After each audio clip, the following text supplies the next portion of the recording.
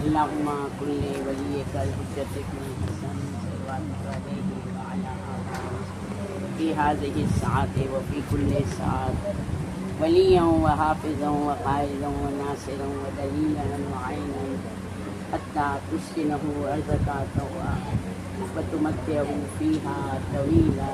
اللهم صل على محمد وآل محمد. فاتحة.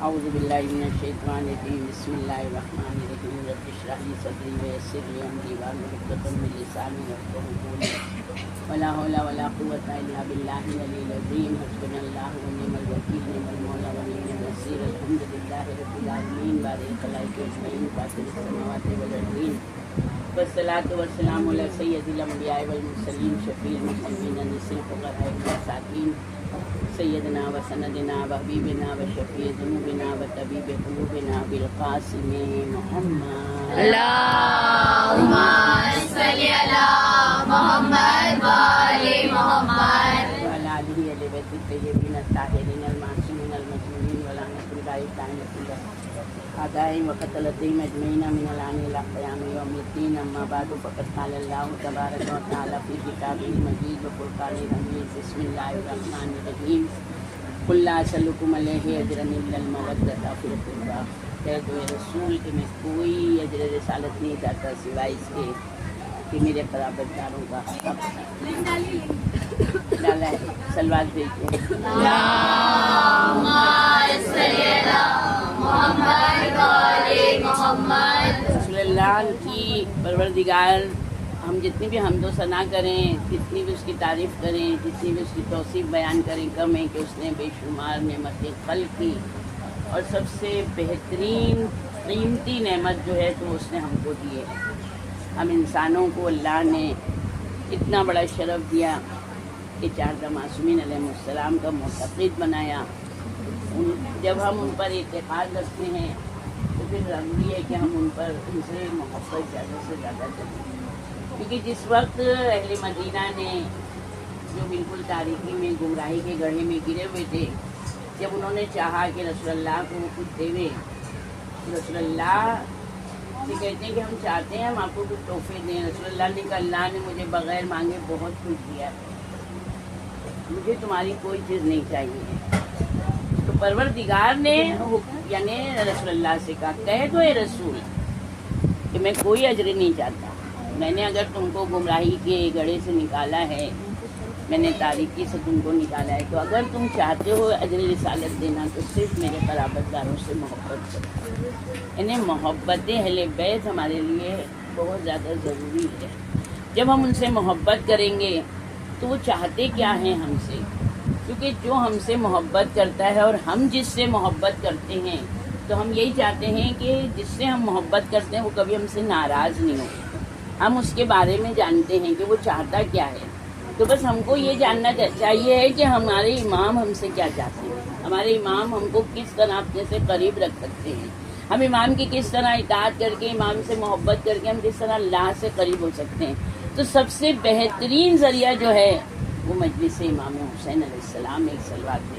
اللهم صل على محمد وآل محمد. اسی فرش اعضا پر بیٹھ کر ہم یہی فرش اعضا پر بیٹھ کے ہم جان سکتے ہیں کہ 1,24,000 انبیاء علیہ السلام نے کیسے اللہ کی وحدانیت کی تبلیغ کی، کس طرح سے انہوں نے تبلیغ میں جو ہے تکلیفیں اٹھائیں، اذیتیں اٹھائیں، پریشانیاں اٹھائیں، مگر انہوں نے اپنے کاموں کو جاری رکھا کیونکہ اللہ کی طرف سے ان کو حکم تھا.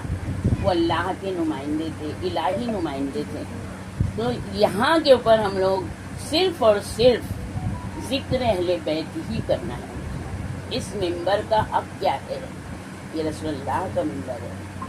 یعنی اس کو اللہ نے ایک بہت بڑا شرف دیا ہے.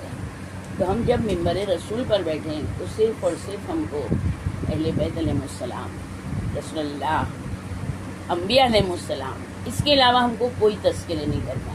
کوئی دنیا میں کتنا بڑا جہاد کر کے چلا جائے، ہم کو کسی کو یہ نہیں کہہ سکتے ہیں کہ وہ شہید ہے. شہید کا لفظ صرف اور صرف کربلا والوں تک محدود رہا. ویسے تو شیعہ بستر پر بھی مرتا ہے اور معتقد ہے محمد آل محمد کا، تو اس کی موت شیعہ کی ایک صلوات بولتے ہیں. اللہم صلی علی محمد وآل محمد. جنگ کے درمیان میں مجلس میں اگر کوئی ایسی مجلسوں میں کوئی ایسا فتنہ ہوتا ہے، اس فتنے کو روکنے کے لیے اگر انسان جو ہے تو اپنی جان قربان کرتا ہے تو اس کو مرتبہ بہت ملتا ہے. مگر ہم یہ نہیں کہہ سکتے ہیں کہ وہ شہید ہے. الحمدللہ ہم جب دو ملک جنگ کر رہے ہیں، تب اس میں جب دو سپاہی دو ملکوں کے اتریں گے تو ظاہر سی بات ہے کہ میدان جنگ میں جب اترتا ہے انسان تو اس کی جان ہتھیلی پر ہوتی ہے. ہم اس کو شہید کیسے کہہ سکتے ہیں؟ شہید اب اسی وقت ہم کو ہمارے یہاں مرتبہ ملے گا جب ہمارے وقت کے امام زمانہ جل اللہ تعالیٰ. اللہم صلی علی محمد وآل محمد. آج جو ہیں تو ہم جس وقت کوشش یہ کرتے ہیں ہم لوگ کہ ہر طرف کے لوگوں کے نظریے لیں، ان کے اعتقاد کے بارے میں، ان کے عمل کے بارے میں، ان کے احکام کے بارے میں، ان کے نظریے، ان کی سوچوں کے بارے میں. کس طرح سے آج جو ہے تو لوگ جو صحیح عقیدہ ہونا چاہیے ہے بہت کم لوگ رہ گئے ہیں. جو تحقیق کر رہے ہیں تو ان کے شکوک جو ہیں دور نہیں ہو پا رہے ہیں. تو یہ ہمارے یہاں کے ذاکروں کی، ہماری ذاکرہ جو ہیں تو ان کی علمی نالج نہیں پہنچ رہی ہے وہاں تک، تو ان کے شک دور نہیں ہو رہے. وہ شک دور کرنا ہم شیعوں کی ذمہ داری ہے. ہم اگر علم لے رہے ہیں تو جن کے پاس علم نہیں ہے یا جن کے دماغوں میں شک ہے اس شک کو ہم دور کرنے کی کوشش کریں. اس کا بہت زیادہ ثواب ملے گا. ایک صلوات بھیجتے ہیں. اللہم صلی علی محمد وآل محمد. خصوصاً ہم لوگ یہ حدیث دیکھیں رسول اللہ کی کہ مرتبہ کس طرح سے علی علیہ السلام کا مرتبہ بتایا ہے، کس طرح سے اہل بیت علیہ السلام کا مرتبہ بتایا ہے کہ ایک دن رسول خدا صلی اللہ علیہ وآلہ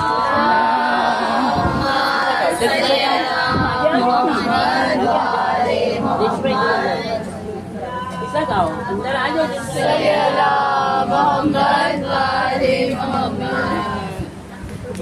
سلوات بھیج دیں. اللہم صلی علی محمد وآل محمد. جب رسول اللہ باہر گھر سے نکلے تو علی علیہ السلام ان کے ساتھ پیدل چل رہے تھے. تو دیکھیں رسول اللہ کیا کہتے ہیں. رسول خدا صلی اللہ علیہ وآلہ وسلم نے فرمایا اللہم صلی علی محمد وآل محمد. اے ابوالحسن یا تو گھوڑے پر سوار ہو جاؤ یا واپس چلے جاؤ.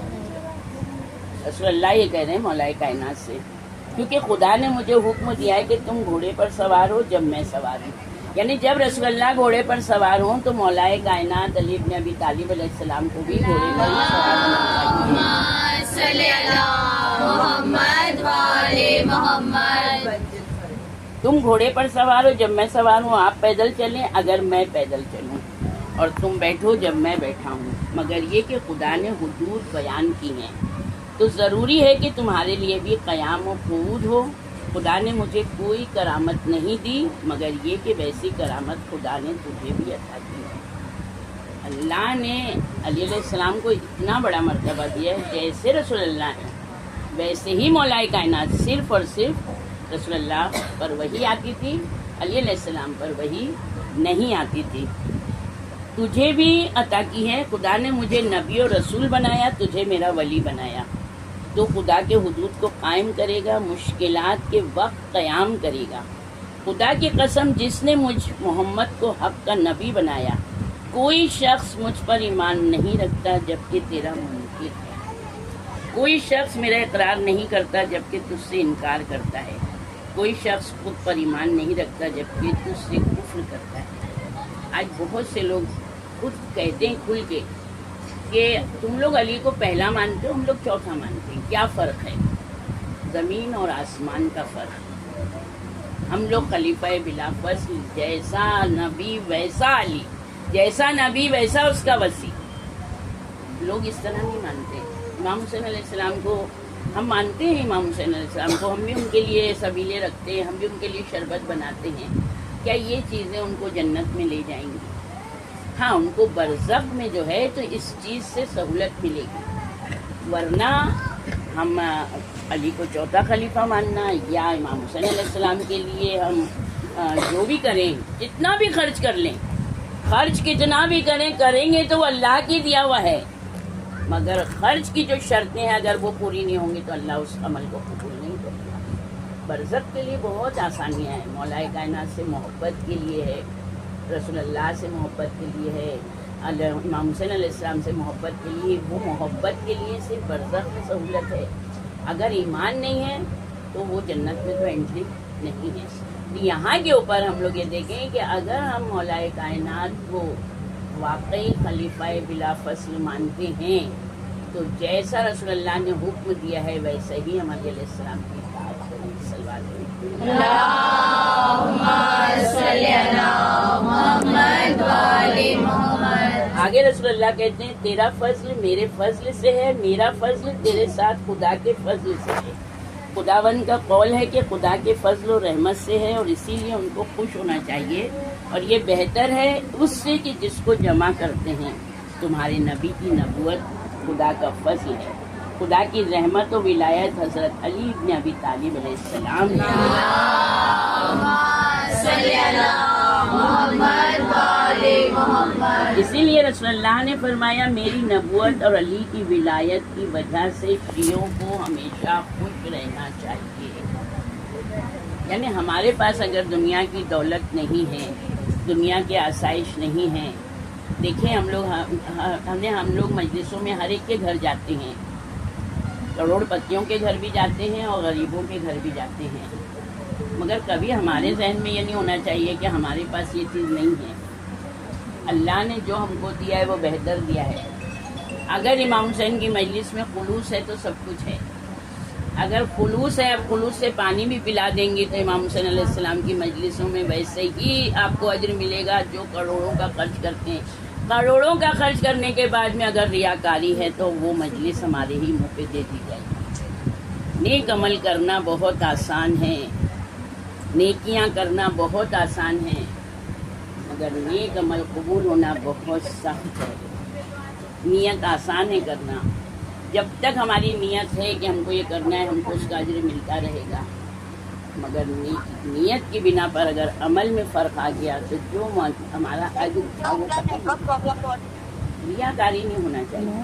ہم امام حسین علیہ السلام پر پوری زندگی اپنی پورا مال و متاع خرچ کر دیں، مگر ہم یہ کوشش بھی کبھی نہ کریں کہ مولا جو تھا ہم نے سب کر دیا، آپ کے لیے کیا، اب ہمارے پاس کچھ نہیں ہے. تکبری بھی نہ آئے. خلوص میں مولا آپ ہی نے دیا تھا.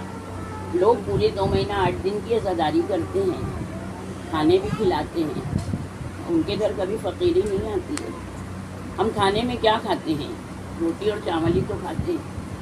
اللہ کا شکر ہے کہ ہم کو اچھے سے روٹی اور چاول مل گیا، یہی ہمارے لیے کافی ہے.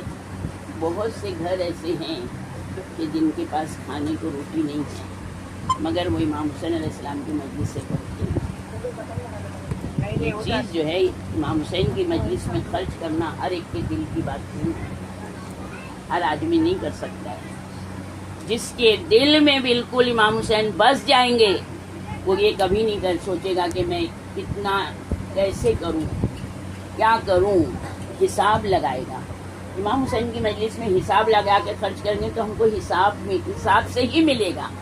ہم امام حسین کے نام پہ لٹا دیں گے تو امام حسین علیہ السلام نے تو کیا چیز رکھی اپنے پاس. امام حسین کسی کا قرض نہیں رکھتے. آپ خرچ کر کے دیکھیں، کوشش کریں، جتنا انفاق کریں گے. جب انسان کی مدد کرتا ہے تو اللہ اس کا صلے میں کیا کرتا ہے، اس کو بہت دیتا ہے. تو جب ایک انسان امام کے لیے خرچ کرے گا تو کیا امام اس کو نہیں دیں گے؟ یقیناً اس چیز کے لیے ہم اپنے دلوں کو بڑا کریں. ہم یہ نہیں دیکھیں کہ ہم کس کو کیا دے رہے ہیں. مجلس اب ہم نے اگر کی بہت زیادہ کھانے کا اہتمام کیا تو مجلس کو ہم نے 3 گھنٹے کی کر دی. مجلس سے امام حسین علیہ السلام ایک چیز یاد رکھ لیں. آج چونکہ یہاں کی پہلی مجلس ہے محرم کی، مجلسوں میں جو ہمارے عمل ہیں ان عملوں کو چھوڑ دیں. آپ مجلس امام حسین میں آپ 10 سلام پڑھیے، 10 نوحے پڑھیے، مرثیے پڑھیے، حدیثیں پڑھیے، مصائب بیان ہوں، بہت زیادہ ماتم کیجیے. باقی جو عمل ہیں قرآن پہ آپ نے پارے دے دیے، ماہ رمضان میں پارے پڑھوائیے، خرچہ کریے پارا پڑھانے میں. آنے والا مجلس میں آیا ہے، اگر ہم نے قرآن پڑھایا ہے تو پھر قرآن کا ہدیہ دیجیے جو دینے کا حق ہے. یہ چیز یاد رکھیں. آپ نے دوسرے عمل لے کے بیٹھ گئے، آج مجلس ہے ہم نے یہ بھی عمل کر لے. مجلس امام حسین علیہ السلام صرف اور صرف مجلس ہو، کیونکہ آج ہمارے یہاں الحمدللہ جتنے عزادار بڑھ رہے ہیں اتنی مجلسیں بڑھ رہی ہیں. عورتیں بزی ہیں. ایک مجلس میں 1 سے 1.5 گھنٹہ ہم نے مگر خلوص کے ساتھ پوری طرح سے کہ یہ سوچ کے کہ ہم یہاں اس سال کربلا والوں کو بلایا ہے، ہم آتے سال خود کربلا میں امام حسین کی جا کے مجلسیں کریں. ہر مجلس میں ہماری ایک ہی دعا ہونا چاہیے. یقیناً میرا امام دیکھیں یہ بھی دعا کریں کہ مولا جس جگہ پر مجلسیں ہوتی ہیں ہم کو ہر امام باڑے کی مجلس کرنا نصیب کرے. یہ بھی ایک شرف ہے. ہماری پھوپھی مر گئی، وہ کہتی تھی کہ ہر جگہ کے امام باڑوں کی جا کے زیارت کیا کرو. نہیں جانے کہ کس امام باڑے کا کیا شرف ہے. امام باڑے جنت البقیع یعنی بیت الاحزان کی شبیہ ہے. تو ہمارا تو وہی ہے نا. ہم نہیں جا سکتے مدینہ، ہم نہیں جا سکتے جناب سیدہ کا آج بیت الاحزان رہی نہیں گیا، تو ہم کم سے کم امام باڑوں میں جا کے جناب سیدہ کی یاد کو تازہ کر سکتے ہیں. یہ ساری چیزیں ہمارے میں آنا چاہیے ہے. ہم فضائل امام پڑھ کے بہت خوش ہو جاتے ہیں. مصائب امام میں جی چاہ رو لیے، جی چاہ نہیں روئے. مصائب امام میں اگر رونا نہیں آیا تو پھر ہم کو اپنے عمل کی طرف غور کرنا چاہیے. پروردگارہ کون سا ایسا گناہ ہے جس کی بنا پر مجھے رونا نہیں آیا. آج ملانی نے ایسے مصائب پڑھے کہ رونا ہی نہیں آیا. ملانی پہ آ گئی بات. آج ملانی نے ایسا مصائب پڑھا کہ جی چاہ رہا تو اور روئے، چلا کے روئے. یعنی ہمارے دل پہ ہے. امام حسین علیہ السلام کا غم تو جب واقعہ کربلا نہیں ہوا تھا اس وقت جس نبی کو پروردگار نے بتا دیا کہ یہ وہ جگہ ہے جہاں امام میرے آخری نبی کا محبوب نواسا قتل کیا جائے گا بے جرم و خطا، ہر نبی نے گریہ کیا ہے. واقعہ نہیں ہونے سے پہلے اتنا گریہ ہوا تو اب تو واقعہ ہو چکا ہے. صرف واقعہ سنیں، تصور کریں. ہم جب اگر تصور کر لیں کہ کربلا میں یہ ظلم ہوا ہے بس ہمارے لیے یہی کافی ہے. اور کوئی ہماری زندگی کی ایک مجلس اگر پروردگار امام حسین علیہ السلام اپنی بارگاہ میں قبول کر لیں تو وہ ہماری شفاعت کا بہترین ذریعہ بنے گی. ایک صلوات بھیجتے ہیں. اللہم صلی علی محمد و آل محمد. یعنی ہمیشہ خوش رہنا چاہیے اور یہی ان کے لیے بہتر ہے اس سے جس کو وہ جمع کرتے ہیں. جمع کرنا اسلام میں صحیح نہیں ہے، مگر وہ تو خیر باتیں بہت الگ الگ ہیں. اس کے بارے میں بہت ڈیپ میں نہ یہ بھی نہیں کہ اللہ نے جتنا دیا ہم سب خرچ کر دیں. اللہ کہتا ہے میں نے جتنا تجھے دیا ہے تیرا جتنا خرچ ضروری ہے اتنا روک کے تجھے خرچ کرنا ہے. اگر سارا کے سارا ہم دے دیتے ہیں اور ہاتھ خالی رکھتے ہیں اور جب مانگتے تو اللہ کیا کہتا ہے اب میں تجھے نہیں دوں گا. میں نے تجھے دیا تھا تیرا حق بھی، تو نے اپنا سارا کے سارا دے دیا، تو مجھ سے زیادہ سخی ہو گیا. تو اللہ نے ہر ایک چیز کی حدود رکھی ہے.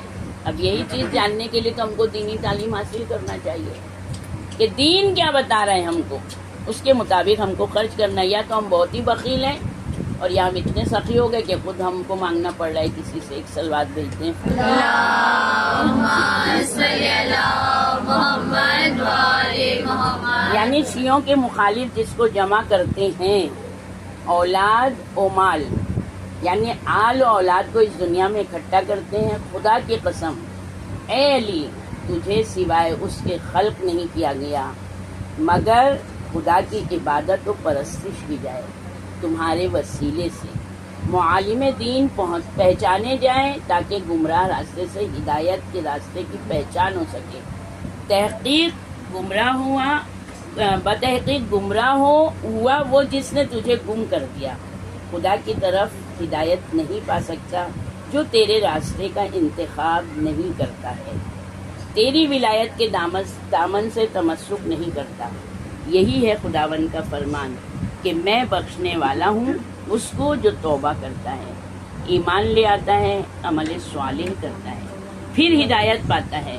یعنی اے علی تیری ولایت سے ہدایت پاتا ہے. مجھے خدا نے حکم دیا ہے کہ وہ حق جو خدا نے میرے لیے مقرر کیا ہے وہی تیرے لیے مقرر کروں. تیرا حق واجب ہے اس پر جو مجھ پر ایمان لاتا ہے. اگر تو نہ ہوتا تو حزب خدا کو پہچانا نہ جاتا. تیرے وجود ذی وجود سے دشمن خدا کی پہچان نہ ہوتی. تیری ولایت و محبت کے بغیر خدا سے ملاقات کرے گا اس کے پاس کچھ نہیں ہے. خدا نے میری طرف نازل کیا یا ایھا الرسول بلغ ما انزل الیک من ربک، یعنی اے علی تیری ولایت و ان لم تفعل فما بلغت رسالتہ. اگر میں نہ پہچانوں اس کو جو نازل کیا، اگر میں نہ پہنچاؤں اس کو جو نازل کیا ہے، مجھے حکم دیا گیا ہے تیری ولایت کے بارے میں، تو میرے تمام اعمال حق کو برباد ہو جائیں.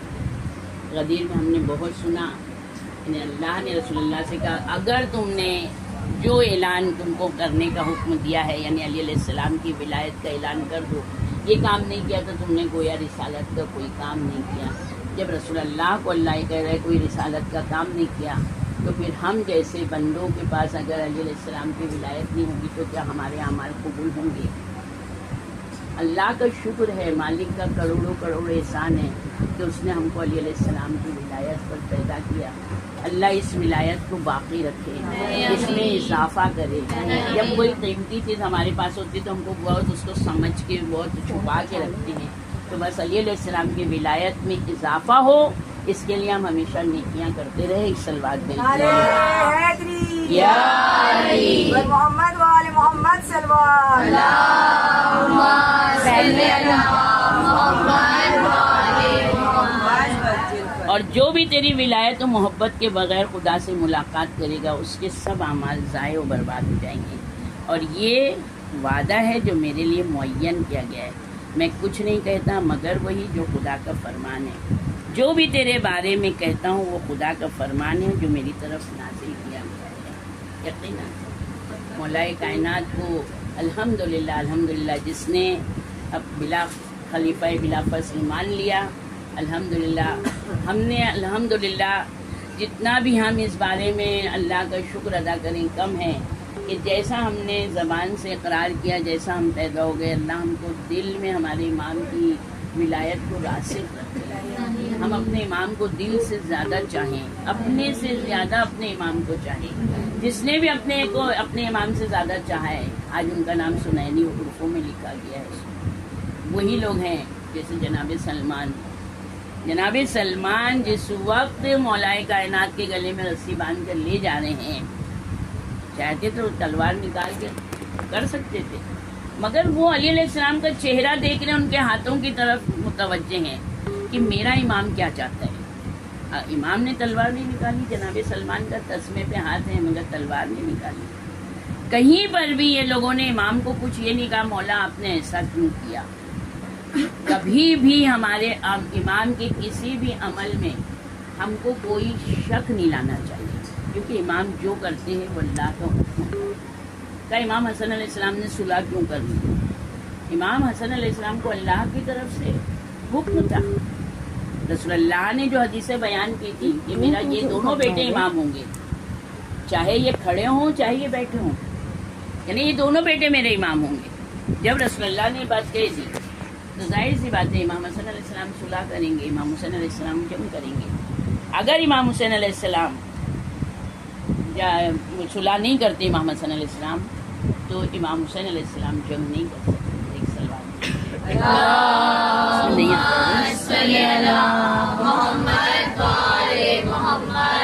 تو یہ چیز یاد رکھیں کہ اسلام میں پہلے صلح ہے پھر جنگ ہے. امام حسن علیہ السلام نے صلح کر کے امام حسین علیہ السلام کے لیے جنگ کے سارے سامان، سارا میدان ہموار کر دیا۔ معاویہ لعنت اللہ سے شرطیں لکھی تھی امام حسن علیہ السلام نے، ساری شرطیں امام حسن علیہ السلام سے، یہاں تک کہہ دیا تھا کہ دیکھ معاویہ، اپنے بعد کسی کو خلیفہ نہیں چھوڑے گا، اپنے بعد اپنے بیٹے یزید کو خلیفہ نہیں بنائے گا۔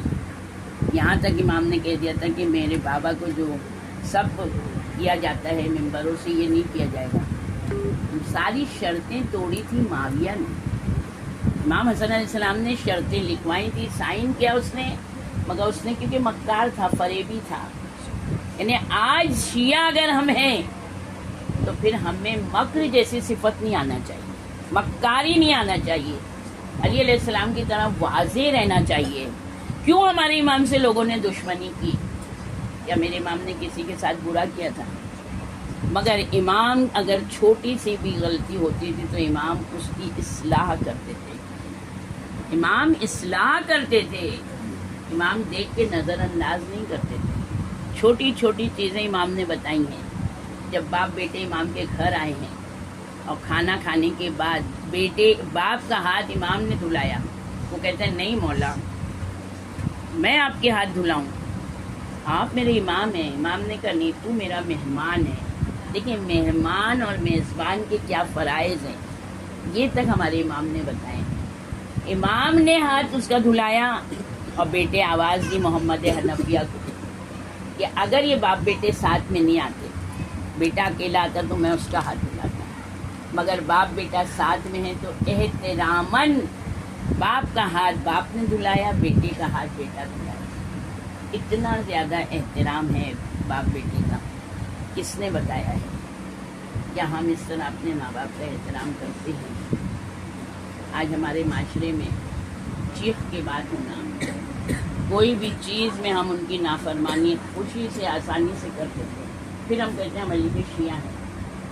امام حسین علیہ السلام حدیثوں میں ہے، روایتوں میں ہے، کبھی علی علیہ السلام کے سامنے زبان نہیں کھولتے تھے، بات نہیں کرتے تھے، احترام میں اپنے بابا کے اتنا احترام کرتے تھے امام حسین علیہ السلام، جبکہ بڑے چہیتے تھے، اپنے نانا سے ہر چیز ضد کر کے مانگ لیتے تھے، مگر اپنے بابا کا اتنا احترام کہ کبھی اپنے بابا کے سامنے موقع ایک ایسا آیا تھا، شاید جنگ صفین کے وقت کا حسین کو بلاؤں، جب آئے تو یہ نہیں کہا بابا آپ نے بلایا تھا، اسی نے کہا حسین آئے ہیں، تب امام حسین علیہ السلام سے علی علیہ السلام نے کہا۔ یہ ہم کو امام نے بتایا، یہ احترام والدین ہے۔ تو سوچیں کہ جب ماں باپ کا احترام شرع اتنا کہہ رہی ہے تو امت کے دو باپ ہیں، ایک رسول اللہ، ایک مولا کائنات، ان دونوں کا احترام کتنا ہے؟ ہم پھر یہ کہیں گے ایک مجلس کریں مگر اس فرش ازا کی حرمت کو باقی رکھیں۔ یہ فرش ازا پر آپ بیٹھ کے کیوں مانگیں گے آپ کو ملے گا؟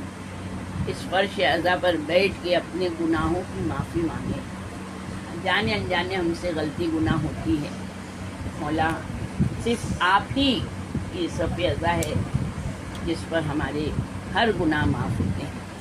یقیناً امام حسین علیہ السلام بچپن میں، دیکھیں ماں باپ سے ہی ضد کرتا ہے بچہ، مگر ایک حق رکھتا ہے، یہ یاد رکھیں، اور یہ چیز امام حسین علیہ السلام نے ہی بتائی ہے۔ جس وقت ہرنی کا بچہ امام حسن علیہ السلام کو آیا تھا رسول اللہ کے پاس، امام حسن علیہ السلام بیٹھے تھے، گود میں دے دیا۔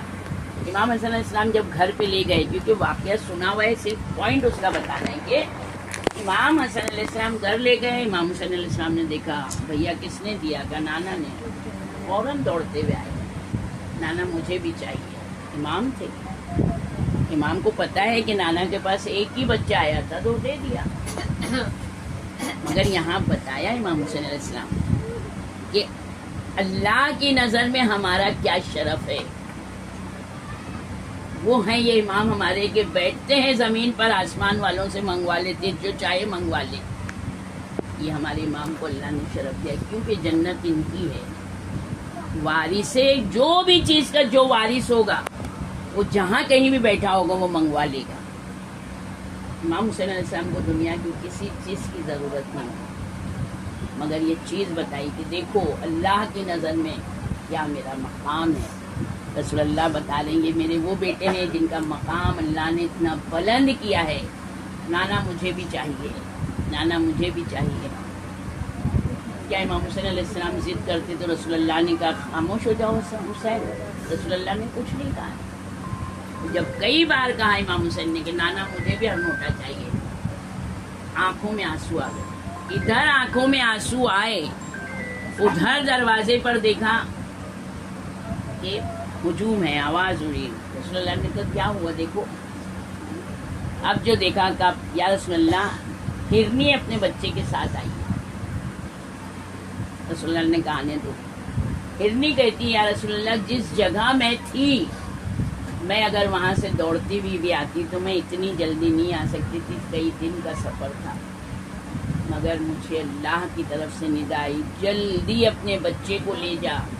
اگر حسین کی آنکھ سے آنسو گر گیا تو سمجھ لے تجھ پر تیرے بچے پر بھیڑیا مسلط کر دیا. یا رسول اللہ میں اتنا تیز دوڑ بھی نہیں سکتی تھی، میں یقین کرتی ہوں کہ زمین سمٹ گئی ہوگی اور میں یہاں تک آ گئی. کل میرا ایک بچہ شکاری نے شکار کیا تھا، یہ دوسرا بچہ ہے. یہ میں آپ کو حسین کو نذر کرتی ہوں ایک سلوات کے لیے. اللہم صلی علی محمد و آل محمد. رسول اللہ نے نواسے کو بچہ دے دیا. یقیناً امام حسین علیہ السلام نے یہ کہا ہوگا نانا آج آپ نے مجھے جانور کا ایک بچہ میرے مانگنے پہ دیا.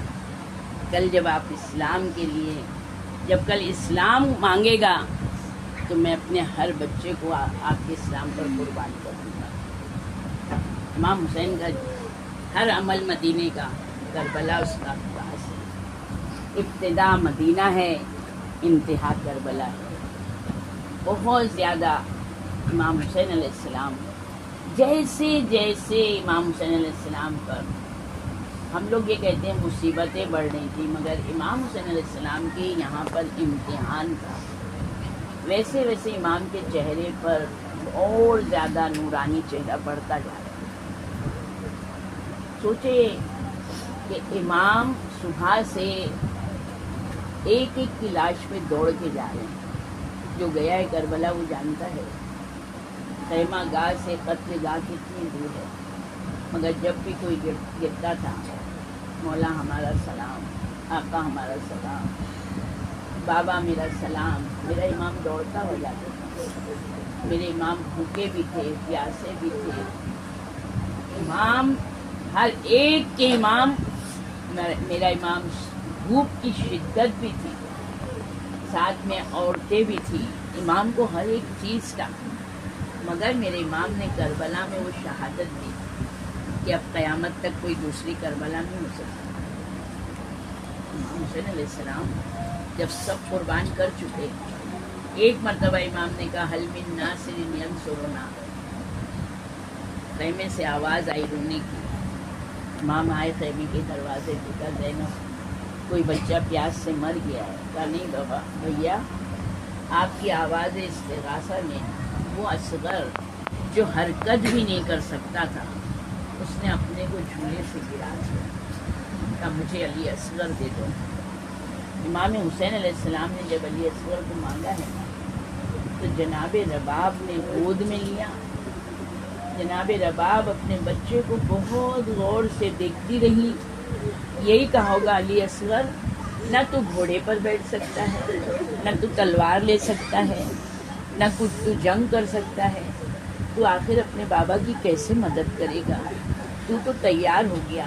عجب نہیں علی اصغر نے کہا ہو اماں جانے تو دیجیے مجھے میدان قتال میں، تو صحیح کہ قیامت تک یزیدی میرے عمل کو یاد کر کے نہ روئے تو اماں میں آپ کا بیٹا نہیں. جناب رباب نے اپنے بچے کے چہرے پہ بوسہ لیا، بہت زیادہ پیار کیا. کہ علی اصغر جو بھی گیا واپس نہیں آیا، مگر میرے بیٹے تو بہت پیاسا ہے، پانی تو نہیں ہے، تیری ماں کا دودھ بھی خشک ہو چکا ہے. مگر دیکھ بیٹا جب تک تو زندہ ہے تیرا بابا تیری زندگی میں اگر ان کو کوئی زخم آ گیا تو علی اصغر तेरी माँ तेरा दूध नहीं बख्शेगी। अली असगर, एक बात ये है कि मैं जानती हूँ अब तू दुनिया से रुखसत हो जाएगा। तेरा दादा साक़ी कौसर है, जब तू जाएगा तो तेरा दादा तुझे जामे कौसर पिलाएगा। तो अली असगर इतनी देर रुक जाना कि वहाँ पर तेरा बाबा आ जाए, क्योंकि अली असगर तेरा बाबा बहुत प्यासा है। मैं नहीं चाहती कि तू अपने दादा से जामे कौसर पी के सैराब हो जाए। ये करबला की माएँ हैं जो अपने बच्चों को आमादा कर रही है कि इस तरह कुर्बानी दो। एक मर्तबा अली असगर को देर हुई, इमाम कहते हैं रबाब अगर दिल नहीं चाहता है तो रहने दो। कहती है नहीं मौला लीजिए। अली असगर इधर इमाम की गोद में आए। समझ ले ऐसी कैफियत थी अली असगर की कि अब सिर्फ होंठ जो थे तो गोलाई में बदल गए थे, इतनी ज्यादा प्यास थी। इमाम ने अबा का दामन ढाका। अब जो लेकर आए दुश्मन समझे इमाम कुरान लेकर आए हैं। इमाम कुरान लेकर आए हैं, यानी इमाम का बच्चा भी, इमाम के सारे असहाब व अंसार मिसले कुरान। जैसे ही अबा का दामन हटाया, जालिमों ने देखा इतना छोटा बच्चा, इतना प्यासा, मगर कोई उसमें साहिब औलाद नहीं था। मेरे इमाम ने कहा देखो इस बच्चे की माँ का दूध खुश हो चुका है, मेरा बच्चा प्यास से मर जाएगा, एक घूंट पानी दे दो। मगर किसी यजीदियों ने, इमाम ने कहा तुम ये समझते हो शायद मैं इसके बहाने पी लूंगा, ये लो मैं लिटाए देता हूँ। कहते इमाम ने चादर बिछाई, अली असगर को लिटाया, मगर किसी यजीदी ने पानी नहीं दिया। इमाम ने उठा लिया। रावी कहता है मैंने सोचा पूछूं मौला चादर पे क्यों लिटाया। यकीनन मेरा इमाम कहता मेरा बेटा फख्र इस्माइल है, जब इस्माइल ने एड़ियां रगड़ी थी तो जमजम हो गया, तो मेरा बच्चा अगर जमीन पर एक एड़ी रगड़ता चश्मा फूट जाता तो करबला न होती। ये जालिमों के जुल्म से अंदाजा लगाए कितना ज्यादा ये जुल्म करने वाले थे। इधर इमाम ने गोद में लिया, उधर उमर साद ने कहा कि तीर अंदाजी की जाए, हुसैन के कलाम को कता करो। उर्मुला जैसे को खड़ा किया, कहते एक कमान में तीर जोड़ा है, तीर निशाना चूक गया, दूसरा तीर जोड़ा निशाना चूक गया। कहता है उमर साद कि अगर कोई पूछता ना कि बहुत अच्छा तीर अंदाज कौन है तो मैं तेरा नाम लेता। ये तू आज क्या कर रहा है? कहता है इधर आओ देखो। जैसे ही तीसरा तीर जोड़ा है, अब जो देखा उमर साद ने, सकीना खेमे के दर पर है, हाथ उठा के कहती है मेरा भैया 3 दिन का भूखा प्यासा है, ना मारती मेरे भैया को, थोड़ा पानी पिला दे। मगर ऐसा तीर आया है कि जब तीर लहराता हुआ आया है तो यकीनन रबाब ने आवाज दी होगी अली असगर तीर ऊंचाई पर है, तीर ऊंचाई पर है। अली असगर अपने बाप के हाथों पर उछले, तीर गले पर लगा, साथ में बाजू इमाम। यकीनन अली असगर ने कहा होगा अम्मा तीर बड़ा था, तेरे बेटे का गला छोटा था। इमाम ने तीर निकाला, अली असगर का खून चुल्लू में लिया, चाहते हैं आसमान पे डालना। आवाज आई एक कतरा पानी नहीं बरसेगा, जमीन पे जा एक दाना गेहूं एक अनाज नहीं उगेगा। इमाम ने चेहरे पे खून मल लिया। कहते इनकार आसमां को है, राजी जमीन नहीं। असगर तुम्हारे खून का ठिकाना कहीं नहीं। ये वो मेरा इमाम। अल्लाह अल्लाह, आज हमारा बच्चा मजलिस में प्यासा होता है, हम पानी मांगते हैं कोई नहीं देता है, बेचैन हो जाते हैं, बच्चा हमारा इतनी देर से प्यासा है, जरा करबला वाली माँ का सब्र देखे। मेरा इमाम जैसे ही आवाज दी रबाब अपने बच्चे को ले लो। कहते दौड़ती हुई सकीना आई है। सकीना कहती बाबा अली असगर से प्यार था, अली असगर को पानी पिला लाए। अब जो पर्दा हटा, आए मेरा भैया, وہی سکینہ جب شام غریبہ پھوپھی کی گود میں ہے، پانی آیا ہے، آگ لگ گئی ہے، ہلایا سکینہ پانی پی لو، کہا میرا چچا آیا ہے، کہا نہیں پانی آیا ہے، کہا آپ نے پیا پھوپھی اماں، کہا نہیں سکینہ پہلے بچے پیئیں گے پھر میں پیوں گی۔ سکینہ نے کوزہ آب اٹھایا تھا، چلی مقتل کی طرف، کہا کہاں چلی؟ آپ ہی نے تو ابھی کہا نا کہ پہلے بچے پیتے ہیں۔ میرا علی اصغر، میرا بھیا بڑا چھوٹا، بھیا بغیر پانی کے تیرے آپ کا نشانہ بنا۔